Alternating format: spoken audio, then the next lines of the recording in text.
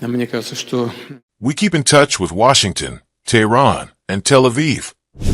I have no reason to speak of any misconceptions by Mr. Trump.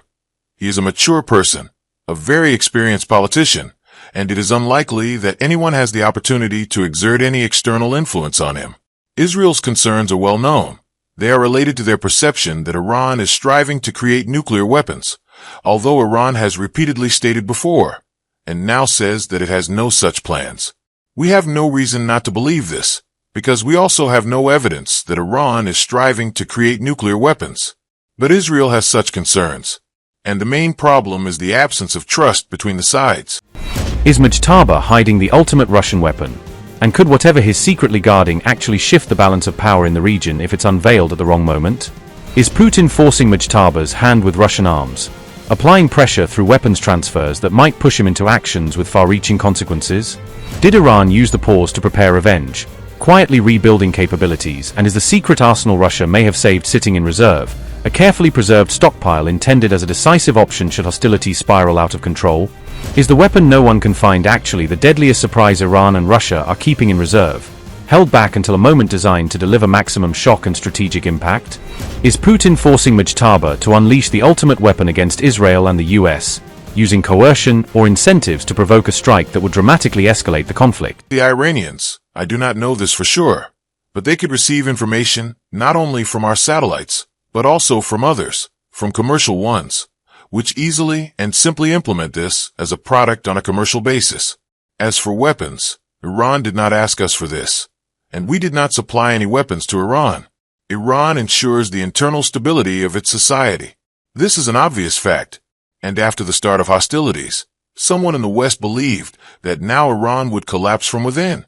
No, this analysis was a mistake, because, on the contrary, the situation that we observe is the consolidation of Iranian society. You probably are aware, I don't know. A month ago, maybe more, when the conflict just started, the first strikes took place. The Iranian leadership called out life for Iran. Within a week, 5 million people, and now more than 10, voluntarily expressed their desire to give their lives for Iran. Iran rebuilt much of its missile arsenal during the 8-week ceasefire, Western allies believe, and those partners warn that Tehran used the lull to repair, rearm, and replenish systems that could be deployed rapidly if hostilities resume. Tehran likely added newly manufactured Russian weapons to its military inventory during the truce, according to assessments, raising concerns that fresh transfers have strengthened Iran's strike capabilities and complicated regional threat calculations. The ceasefire allowed Iran to restock depots and reorganize key missile stockpiles, per Bloomberg, a process that reportedly included moving warheads, refurbishing launchers, and improving logistics to make its forces more resilient. Analysts believe Tehran used the ceasefire to rebuild its missile arsenal, restock key military assets, and strengthen its warfighting capacity, and now could strike back with near full force, posing a far greater challenge than it did at the start of the war. Intelligence assessments estimate Iran now holds about 75% of its pre-war munitions, officials report, a level that indicates substantial recovery and could shorten the time needed to mount large-scale operations. Officials believe Iran can quickly increase its missile inventory beyond current levels, using domestic production and external supplies, a capacity that could allow Tehran to surge munitions on short notice if it chooses to escalate. Some replenished weapons are believed to be recently produced Russian missiles, per Bloomberg, and that possibility has alarmed analysts who say freshly made systems would significantly boost Tehran's immediate strike capabilities. One assessment suggested the Russian missiles were manufactured within the past year, a detail that, if confirmed, implies a recent and deliberate flow of advanced material rather than older, long-stored hardware. Russia's defense ministry has not responded to reports of missile transfers to Iran, leaving a gap in public accountability that fuels speculation about covert arms channels and plausible deniability. President Donald Trump said Iran had only 21% to 22% of its missiles remaining, a claim that, whether accurate or not, has shaped political rhetoric and framed debates about how urgent and severe Tehran's remaining capabilities are. Intelligence estimated in March placed Iran's missile stockpile at around 60%, a figure that contrasts sharply with other claims and underscores the uncertainty and fluidity of open-source and classified assessments. Those estimates came during a US-Israeli campaign targeting Iran's missile capabilities, a coordinated effort that officials say was intended to degrade Tehran's ability to wage sustained attacks. Analysts say Iran's preserved arsenal could affect future US strategic decisions, forcing policymakers to weigh deterrence, preemption, and diplomatic options in light of Tehran's demonstrated resilience. Iran's remaining firepower may discourage further escalation by outside powers, because the prospect of robust retaliation raises the costs and risks of deeper intervention. The missile buildup highlights Tehran's ability to recover during wartime pauses, demonstrating how ceasefires can provide breathing room not just for negotiation but for reconstitution and strategic repositioning. US and Israeli forces spent 40 days pounding the mountains around Yazd in central Iran, trying to break open one of Tehran's most important buried missile projects. Their main target was a deeply buried missile complex carved into granite, designed to protect Iran's launchers and stockpiles from exactly this kind of sustained air campaign.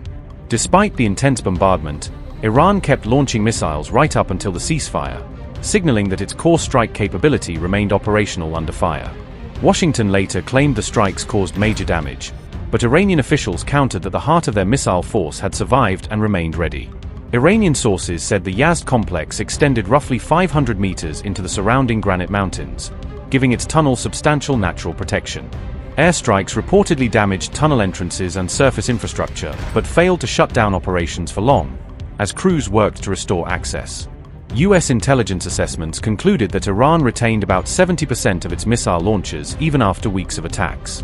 Those same estimates suggested Tehran also kept around 70% of its pre-war missile stockpile, limiting the strategic impact of the campaign. Western diplomats said Iran appeared to have preserved a significant share of its missile capabilities, complicating any claim of a decisive Western victory.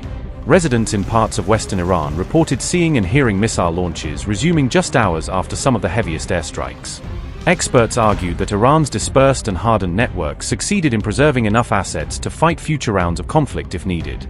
Evidence from the war indicated that Iran was able to rapidly reopen or repair damaged missile sites, restoring many facilities to service in short order. The Revolutionary Guards claimed Iran is closely monitoring enemy movements and remains fully aware of developments across the region. Iran said its military remains prepared for any scenario and is ready to react immediately to potential threats.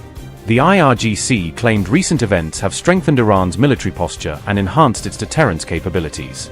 Tehran warned that any future attack or miscalculation by its adversaries would trigger swift and forceful retaliation. IRGC's statement read, and I quote, "Today, the Islamic Republic of Iran, drawing on the valuable experiences of the sacred defense and the historic battles of the 12-day and 40-day imposed wars, stands in a stronger, more prepared, and more deterrent position than ever before. With full awareness of the enemy front's movements, we remain with fingers on the trigger, ready to deliver a decisive, immediate, painful, and regret-inducing response to any threat, aggression, encroachment, or potential miscalculation by the enemy." Unquote. The IRGC said its adversaries misjudged Iran's capabilities and failed to achieve their objectives during the conflict. The warning came even as President Trump expressed confidence that a deal with Tehran may be finalized in the coming days.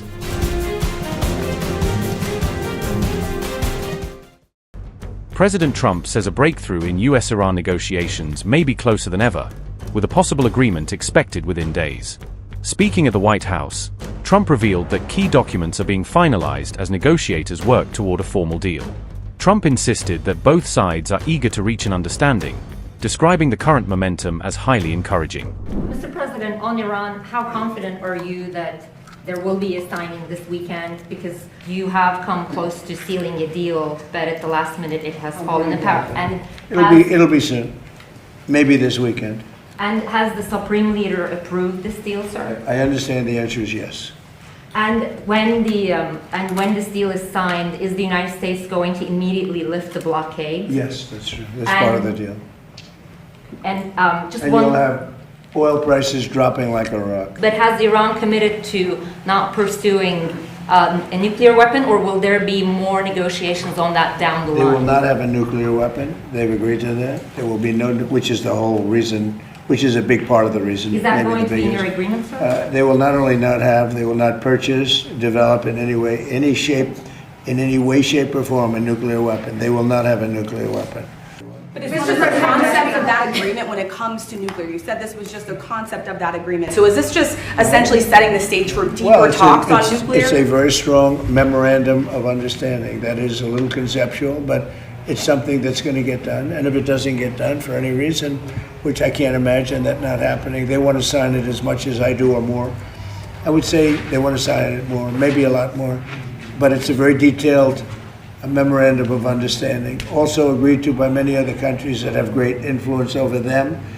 And everybody wants it done. So it's going to get done. Mr. President, is there a specific amount of time that has to pass between this memorandum of understanding and a final deal being done? Well, we hope it's going to go relatively quickly, but it's... Is there a 60 or 90 I mean, the day straits are deadline? going to open immediately. It's upon signing. Maybe it'll be Saturday or Or is there a Monday. deadline, though, to get from this to a final deal? We think it's going to go pretty quickly. I don't want to say a deadline because if I say a deadline, you'll say, oh, he didn't meet the deadline. You know, this is like, it's not going to matter much because it's going to get signed. Qatar's leadership has remained actively involved in mediation efforts, holding direct talks with Trump on the proposed agreement. According to Qatar, the framework emerging from negotiations has received broad backing from the key stakeholders involved. Doha praised ongoing diplomatic efforts, expressing hope that a deal could help bring stability back to the region.